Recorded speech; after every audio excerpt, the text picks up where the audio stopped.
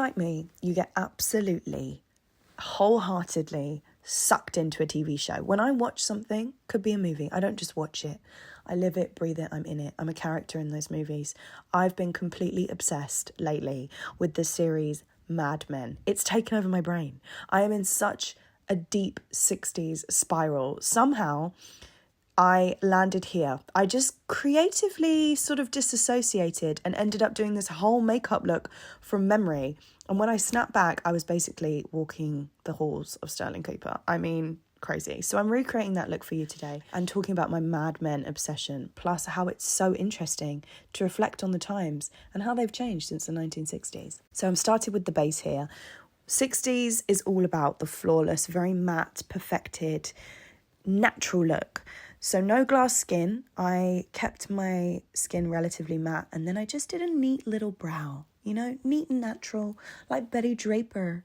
Betty Draper, the housewife. Speaking of housewives, crazy how they used to get bored or maybe filled with anxiety, idle gossip, and really at the mercy of their husbands. Some of the behaviour is absolutely sickening. I said, heck no, that would not happen in my household. Poor Betty. Spoiler alert, she got so anxious she went to go see a psychiatrist. And the psychiatrist rang her husband at the end of the sessions to fill him in because he was paying for it. Oh, the disdain. It makes me sick.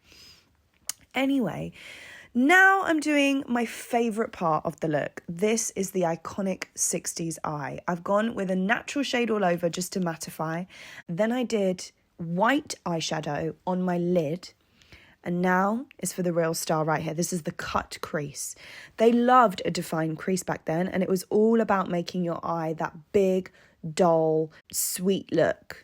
And it's funny because I feel like when I do this, I immediately feel like I'm a character. I think this adds so much dimension, and it's the portal of time travel.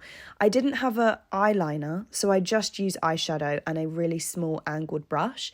And I just built over and over again shades, and then I also built upon it with the black eyeshadow and then redefined that and wanted to make a sharp distinction by putting more white eyeshadow powder on my actual lid. And just anywhere that is a bit harsh, just blend it out. Playing on that dull look, I just added some blush. Then we want to widen the eyes even more. And you don't just do that with the eyeshadow, creating the dimensions, but eyeliner is the real key here. White eyeliner on your waterline just to open up. And then the winged eyeliner. Look at it. Oh my goodness. Sharp, defined, not too long. I feel like Joan, you know. I sort of have gone for an elongated cat eye, but I could have done more of a round eye looking at it now. But look. You know how much of a chokehold Joan had everybody in. And I think it was all to do with the liner. So now I'm also taking the dark liner on my lower lid and taking that underneath the top winged eyeliner. I've never done that before, but it's one of those crafty things that you see makeup artists do that I'd never thought I'd be able to, but I just landed it. I just did it. Lashes were everything as well. Twiggy, she was the icon when it came to that. Absolutely amazing. I really like this look because I think it started to take shape at this point where it feels so vintage, but it is kind of modern. Now, look at the lips. Look, it's crazy to think about the beauty standards back then and how we overline things now. But this era, you sort of had to be effortlessly perfect, which is so crazy because the eyes are so dramatic. But I just did a little peachy pink and kept it simple. Then the next was the hair. I was unsure what to do. I used a GHD Rise brush, but concluded that the headband was probably the best.